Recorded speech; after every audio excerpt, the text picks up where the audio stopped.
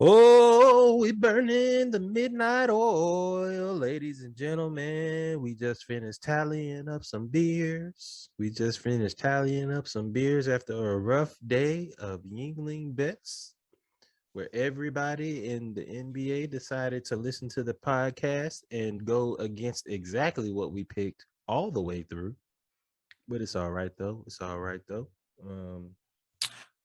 Reggie, guess who's back? Back again. See, and that is a question we need to discuss even before we get into Tom Brady. If you have guess who's back, is it Eminem or is it Jeezy? Guess who's back? Still smell a draw on his clothes? Yeah. Well, I obviously referenced Eminem. Yes. Because that was during the rise of Eminem. I mean, Eminem's popularity. We could go ahead and say pause for that. But yes. The rise of Eminem's popularity. I wasn't even. I'm tired. Yeah, but I know. I would. The Atlanta in me wants me to say Jeezy. Guess who's Bazak? Still got him on my clothes. Scream, I was cooking them O's. I like Jeezy. But in this context, I'm always not gonna lie, I always think about Eminem when I make that reference. I like the Jeezy song better. But when you say guess who's back, my next line is back again. Damn. I guess M owns it then. Done and done. Decreed here by the Splash Cast. Yep. No shade, Jeezy. We always pick you above Eminem in terms of better music, not better rapper, but you know what it is. I'm not the biggest fan of either one of those guys, so there's that. Speaking of people I'm not the biggest fan of. Oh, John Thomas Edward Patrick. Why you go? No. Because his name is Thomas Edward Patrick Brady. Colt, Dustin, Braylon. No, Braylon's can switch, but whatever Jock White name you can think of fits that mold of Tom Brady. Thomas Edward is back. Austin. It's always a good Austin. Good Austin out there, dog. Boy. Austin is always a wild dude, too. Yep. Slightly problematic. Mm-hmm. Like White Dante. Dante DiVincenzo, White Dante. Oh. White Dante always, White Dante was down for it. whatever it is, White Dante was there. Yeah, he knew he had to be. Now he's played for the Kings. Boy, it was the best of times. It was the worst of times. When was it the best? Oh, yeah, because he won a championship while being with hurt. The Bucks. While he was on the bench. Yeah, you're right. But yeah, Brady's back. Kevin Huerter. Huh? Poor man's Kevin Huerter. I don't know. Yeah, I guess. Yeah, it is. But there's been a lot of movement going on in sports with everything. But the biggest news that came out, we thought the biggest news was Russell Wilson and Aaron Rodgers. I told you, I said, hey, man, let's just see how this thing plays out before we get all up in arms about Russ. And then just that quick, everybody's like, Russ who? Well, the thing was, like, the move of Russ was a big move because it came out of nowhere, but we both said it was like that move isn't a final move. Like that's a precursor. Unilateral as hell. You like, bro, all right. So obviously Seattle has a plan in mind. You think so? I think they just at a point where they had to finally clear out of everybody. That's the last of everybody. Legion of Doom gone, Marshawn gone. Russ gone, Bobby Wagner gone. You know who next? DK. Pete. I'd see, and I think differently, and this is why.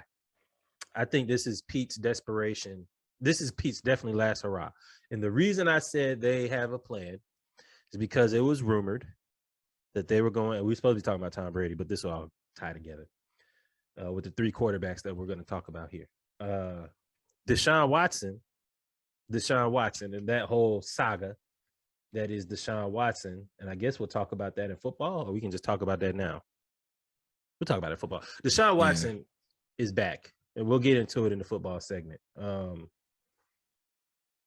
So it's been rumored that they were in on Deshaun Watson and monitoring that situation a lot. Now, there's other teams in on it, which we'll get into as well. Well, DeAndre Ayton, boy, I want him. You so big. Big, sorry. But so Deshaun Watson was always linked to the Seattle Seahawks on the low because mobbing on the low, scheming on the low. Pete Carroll, big scheme. So I was like, okay, well, we're about to hear some news from Deshaun Watson because we talked about it. It was like, it's been quiet for a long time, and it's getting to be around draft season. And around draft season, you start to see a lot of moves being made.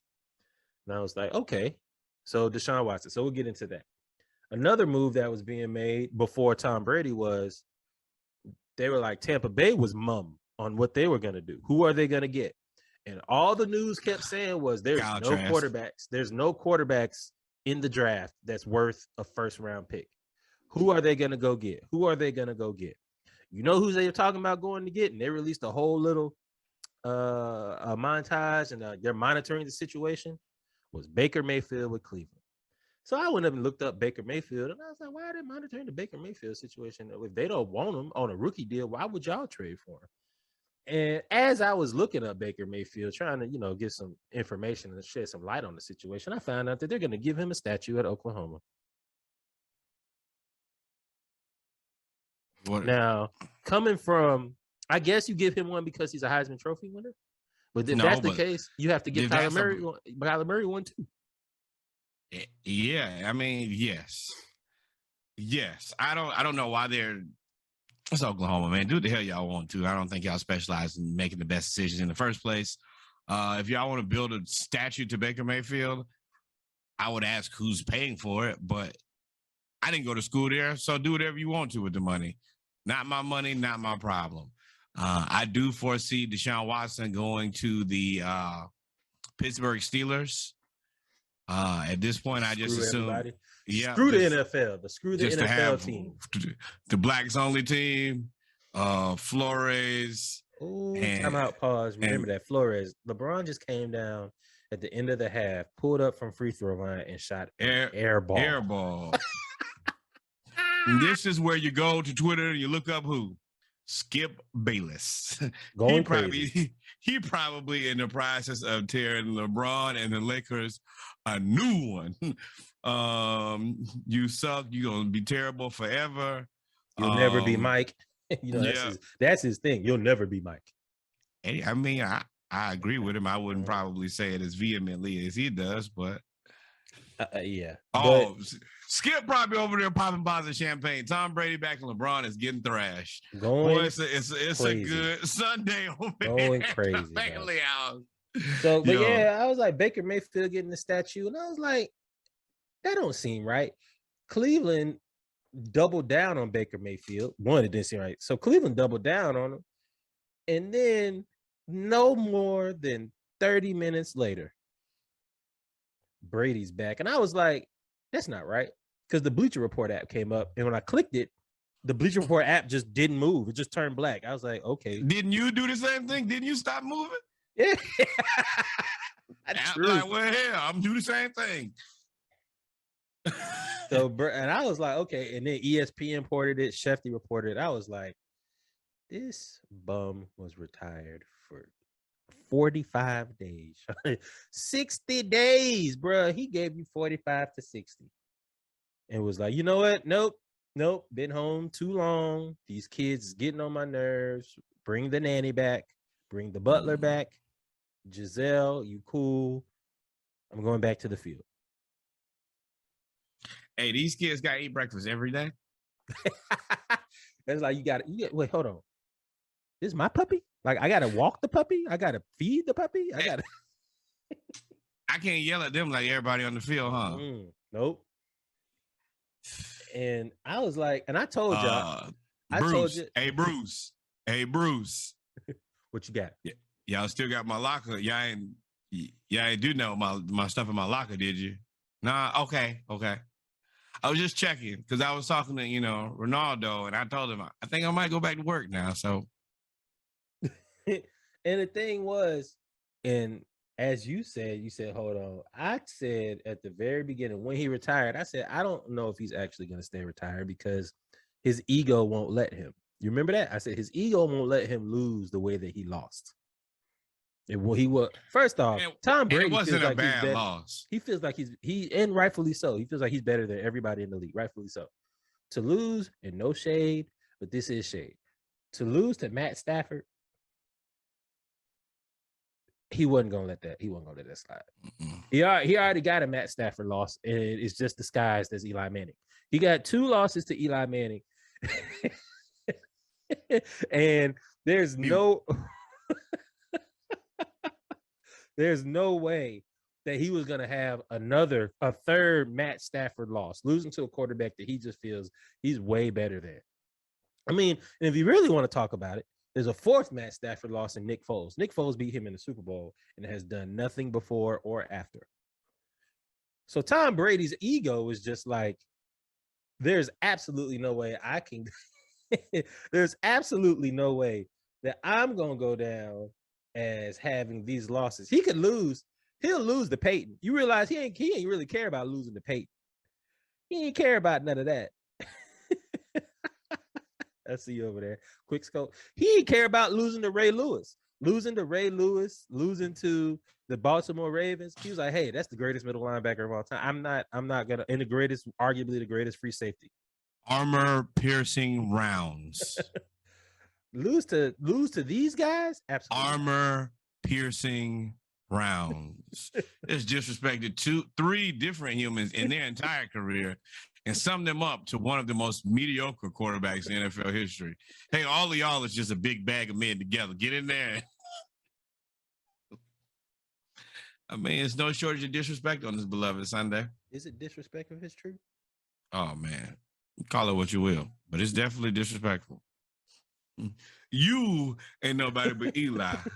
Eli, you mediocre. And it's another guy who was fake. Same person. It's just like an episode of Scooby-Doo.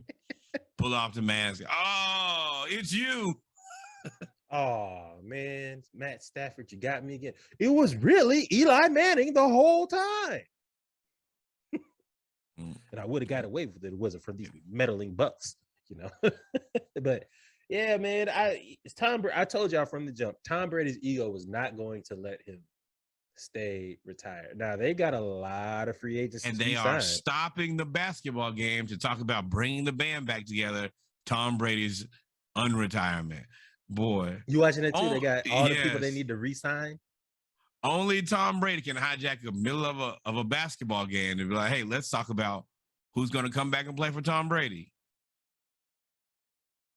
You know who they won't do that for? Kirk Cousins, even though he's getting paid $85 trillion a year and he gets all his money. They probably pay him at the beginning of the season. He go, all your money. We ain't gonna see you no more checks, dog. It's your money. I ain't really want to talk about Kirk Cousins, but I don't even want to talk about you, Kirk. I don't really care that they paid you. I don't care. Who is your agent? Your agent is the greatest agent of all time.